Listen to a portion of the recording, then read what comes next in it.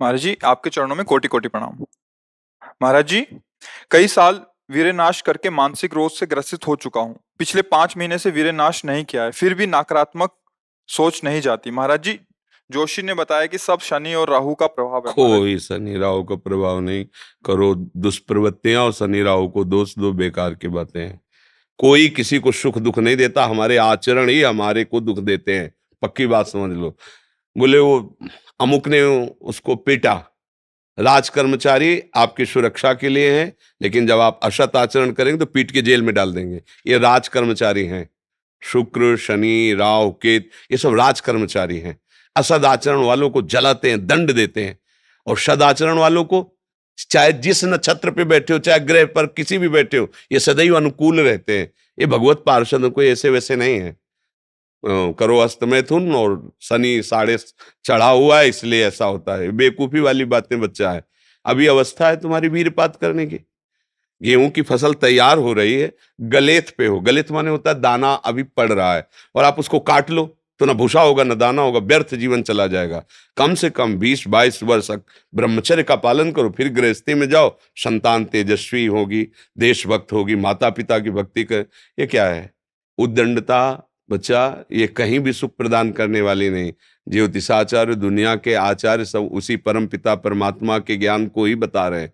जो सही माने में ज्योतिषाचार्य हैं, वो सबसे बड़ी ज्योतिष ये है कि भाग्य विधाता हमारे कर्म हैं। अवश्य में भोक्तव्यम कृतम कर्म शुभाशुभम। ठीक अपने कर्म कर लो, कोई तुम्हें बिगाड़ दे तो मैं बताना। हमारे कर्म पूर्व के या वर्तमान के, वही हमारी दुर्गति करते, दूसरा कोई सृष्टि में नहीं। को न काहू के सुख को दुख कर दाता, निज कृत कर्म भोग सुन भ्राता। बिल्कुल सिद्धांत समझ। अभ्यास गलत किया है, कोई भी देवता तुम्हें नहीं बचा सकता। गलत अभ्यास किया है, अपना नाश स्वयं कर रहे हो, किसी देवता या किसी का दोष नहीं। काले कर्म ईश्वर ही मिथ्या दोष लगाए। ये आचरण गंदे बंद करो बच्चा। नाम जप करो, सात्विक आहार करो, आधा घंटा दंड बैठक मारो, व्यायाम करो, दौड़ो, अभी सब ठीक हो जाएगा। अरे पीछे गलती, यद्यपि ये गलती ऐसी पूरे जीवन भर भोगना पड़ता है, क्योंकि बाल्यावस्था का वीरपात बिल्कुल जीवन को नष्ट कर देता है। इसीलिए बालकों को गुरुकुल में रखा जाता था, चाहे वो राजकुमार हो चाहे किसी का बालक हो। वहां वो एक साधुता से जितेंद्रीय होकर के फिर गृहस्थ धर्म में जाता था। 10-20-50 वर्ष गृहस्थी में रहा, कुछ उसका बाल बाका नहीं हुआ। फिर वो विरक्त होकर के आंतरिक, फिर वो जितेंद्रीय होकर के परमात्मा को प्राप्त कर ले। आज हमारी बाल्यावस्था से मोबाइल का संग है, गंदे बच्चों का संग है। अब ये गंदी आदतें हो गई, सर्वनाश हो गया। अब सोचो, ये अवस्था तुम्हारी चिंता सुख से ग्रसित होने की है, आनंद में उमगने की है। अभी नौ किशोर अवस्था है, ये तो मस्ती वाली। क्योंकि मस्ती हटा दी, अब रह क्या गया जीवन में? ये जो लोग समझते हैं ना कि जैसे खून निकलवा लो तो खून बन जाता है, बहुत गलत बात है। वो दान देना, वो महीने में वो बात एक अलग है, लेकिन सप्तम धातु वीर एक मन शुद्ध सात्विक पौष्टिक अन्न के बाद एक बार के लिए तैयार होता है। और यहां बच्चे खिलवाड़ में 2-2 3-3 बार रोज। अब क्या होगा? उनका हड्डियों तक की सामर्थ्य नष्ट हो जाएगी, कुछ दिनों बाद देखना बंद हो जाएगा, ऐसे चौंधियाने लगोगे, खड़े होने में चक्कर आएगा, कमर दर्द करेगा, पैरों में टूटन बनी रहेगी, दिमाग में टेंशन बनी रहेगी, पढ़ोगे तो कुछ याद नहीं रहेगा, स्मृति नष्ट होने लगेगी, एक नास्तिकता छा जाएगी।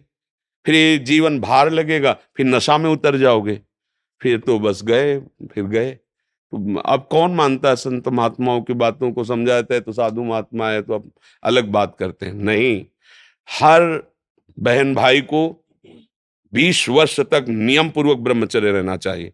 ये जो व्यवहार चला है, अब क्या है कि कुछ भी बोलो तो जबान पे लोग अंकुश की, वो तो ऐसा बोल रहे। ये जो मोबाइल की सुविधा और उसमें सब गंदी बातें देखना, अब आप पढ़े लिखे हो, सर्च करो, सब आ जाएगा। ये जीवन का नाश कर देने वाली बातें हैं बच्चों के। माता पिता को इन पे सावधान रह करके अंकुश करना चाहिए, क्योंकि वो इस समय उन्मत्त हैं बच्चे, उनको वास्तविक सत असत का ज्ञान नहीं है। तो वो अपना ही अहित करने के लिए अपना सुख समझते हैं, अपना अहित कर रहे हैं, अपना सुख समझ रहे हैं। ये तो कहो भगवान की आपके ऊपर कृपा है जो आप हिम्मत करके अपनी बात यहाँ कह रहे हो। पर फिर भी अबलो नशानी अबना नशे हो, सावधानी से चलो। पर हम जो कह रहे हो मानो। आधा घंटे व्यायाम निश्चित करो, सबको करना चाहिए, चाहे स्त्री शरीर हो चाहे पुरुष शरीर हो। एक बार शरीर को बहुत एक्टिव करना चाहिए। ये शरीर हम नहीं है। जैसे आप मोटरसाइकिल सुबह सुबह आप बैठो, तो पहले क्या करते हैं, हाई रेस में डाल करके उसको एकदम गर्म करते हैं ना, सब खुल जाए। अब चलो ऐसे हाई रेस में इसको लाओ, 10-15 मिनट दंड बैठक, व्यायाम, प्राणायाम, आसन आदि के, फिर अपनी दिनचर्या करते हो तो आप संयमी रहोगे, आपके प्राण पुष्ट रहेंगे, आपका अन्न पचेगा, कोई भी चोट आदि बहुत कम मात्रा में आपको कष्ट देगी, हर बीमारी से लड़ने के सामने। अब यहाँ सुबह 10 बजे तक सो रहे हैं, व्यायाम क्या करेंगे, प्राणायाम क्या करेंगे, आसन क्या करेंगे? सूर्य जिसके सोने पर उदय हो गया उसकी आयु, बुद्धि, स्त्री, कांति सब क्षीण हो जाती है। कौन मानता है? रात्रि के 2-2, 3-3 बजे तक जगना और सुबह 10-11 बजे तक सोना, ये दिनचर्या है। तो हमारी राय है सात्विक भोजन कीजिए और व्यायाम कीजिए। करते हो व्यायाम है? हाँ, कभी ये कोई ऐसा तो, और कभी कभी जो व्यायाम करते हो बीमारियों का निमंत्रण देते हैं। आज आप लगाओ 20 दंड और 50 बैठक और 5 दिन छोड़ दो, पूरा शरीर दर्द करेगा, फिर लगाओ फिर वह दर्द करेगा। रोज अगर नियमित करोगे तो वही पच करके आपके शरीर को पुष्ट करेगा। ये शरीर दुर्लभ बात है, दुर्लभो मानुषो देहो, लेकिन एक क्षण में नष्ट हो जाने वाला है। इसकी दुर्लभता है, संयम नियम से चलकर स्वरूप बोध कर लो या भगवत भजन करके भगवत प्राप्ति कर लो। अगर ये नहीं तो फिर क्लेश ही क्लेश, अशांति ही अशांति है। अभी सावधान हो जाओ। बिगड़ तो गया, अब ये नहीं कह सकते कि अभी कुछ नहीं बिगड़ा, बिगड़ गया। अगर कभी 25 वर्ष के बाद गलती हुई है तो हम उसे कह सकते हैं कुछ नहीं बिगड़ा, क्योंकि तुम्हारा पुष्ट है जीवन पूर्व से, अब आगे बढ़ो। लेकिन बच्चापन से ये जो रोग लग रहे, 13-14 वर्ष का बच्चा है और उसकी हालत ये है कि उसे वैद्य के द्वारा औषधियां दिला करके उसे ठीक करने की चेष्टा कर रहे हैं। क्या हुआ? ये 13-14 वर्ष की अवस्था, इसमें तो उधर वृत्ति ही नहीं जानी चाहिए, मस्ती होनी चाहिए, एक अलौकिक मस्ती। ये किशोर अवस्था है, पर आचरण और संग ऐसे हो गए कि अब कैसे कहें। सात्विक आहार करो, व्यायाम करो और थोड़ा भगवान नाम जप करो। माता पिता के चरण छूते हो? नहीं, माता पिता के चरण नहीं छूना, माता पिता की अवहेलना करना, कहां से बुद्धि आएगी? अपने बुजुर्गों को प्रणाम करना, संतों को प्रणाम करना, माता पिता, रोज बुद्धि शुद्ध होती है।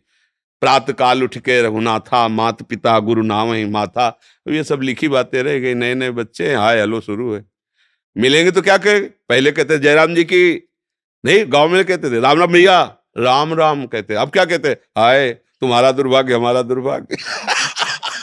ले बच्चे नहीं कहते हाय, हाय जानते हो कब का? हाय ये हो गया, मतलब बुरे को कहते हैं हाय। और यहाँ शुरुआत में भी कहेंगे कि हाय, कि हमारा तुम्हारा दोनों का दुर्भाग्य है हाय। और पहले कहते राम राम, तो वो भी बोले राम राम भैया राम राम। 4-6 बार नाम हो गया, कितना मंगल नाम हुआ। पहले नाम रखे जाते थे, राम कुमार, शिव कुमार, कृष्णदास, ऐसे। और अब क्या नाम? गप्पू लप्पू, जब तक क्या नाम, मतलब उनका कोई अर्थ नहीं, कोई महत्व नहीं।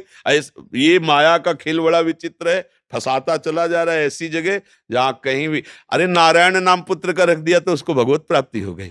अंतिम समय याद आ गया पुत्र की और बुलाया नारायण, तो भगवान के पार्षद आ गए, कथा है, बचा लिया। अगर हम परिवार में भगवान नाम रखें, थोड़ा नाम कीर्तन करें, भगवत चर्चा करें और बच्चों को बैठाल के संकोच न करें।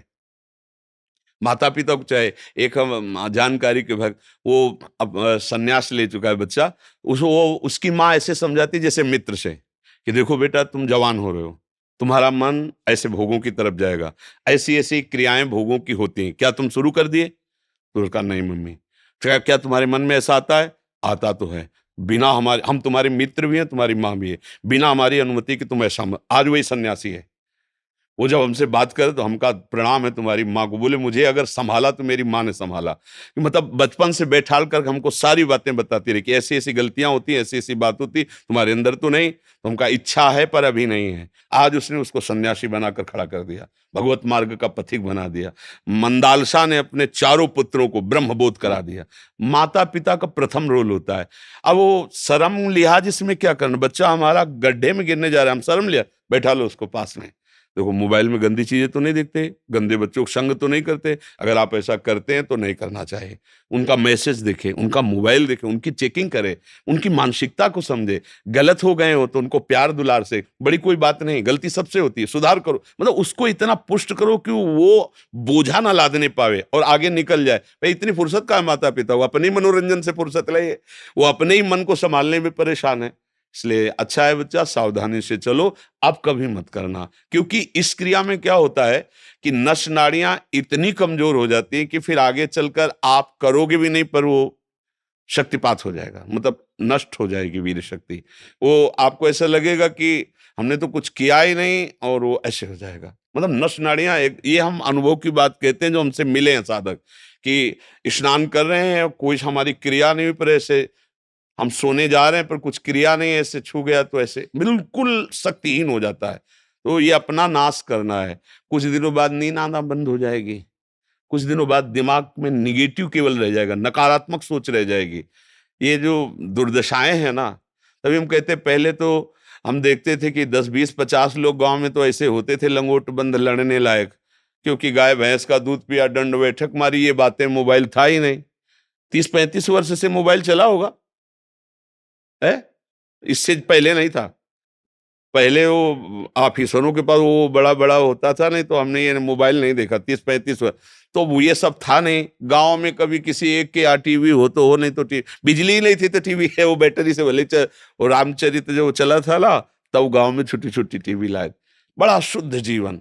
हमें लगता है शरीर समस्त सद्गतियों का हेतु बनता है। अगर शरीर स्वस्थ है, बुद्धि पवित्र है, तो हम यहाँ अच्छे विद्यार्थी बन सकते हैं, हम अच्छे पुत्र बन सकते हैं, हम अच्छे मित्र बन सकते हैं, हम अच्छे देशवासी बन सकते हैं, हम अच्छे भक्त बन सकते हैं। और जब शरीर ही स्वस्थ नहीं, मानसिकता ही स्वस्थ नहीं, तो कुछ नहीं, बस जीवन काट रहे हैं व्यर्थत्व में।